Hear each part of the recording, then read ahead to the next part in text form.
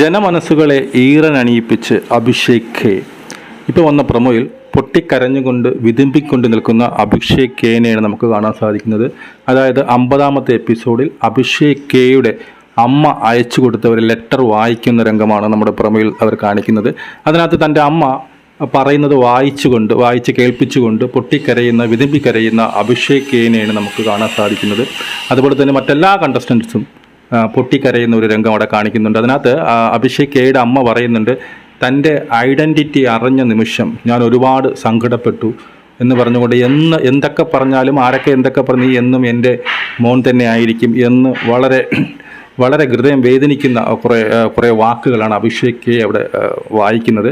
സത്യം പറഞ്ഞാൽ ഈ എല്ലാ പ്രേക്ഷകരെയും വേദനിപ്പിച്ചുകൊണ്ടാണ് അഭിഷേക് ഖേ ഇന്ന് പടിയിറങ്ങുന്നത് എന്നുള്ളൊരു യാഥാർത്ഥ്യവും നമുക്ക് മറച്ചു വയ്ക്കാൻ പറ്റത്തില്ല.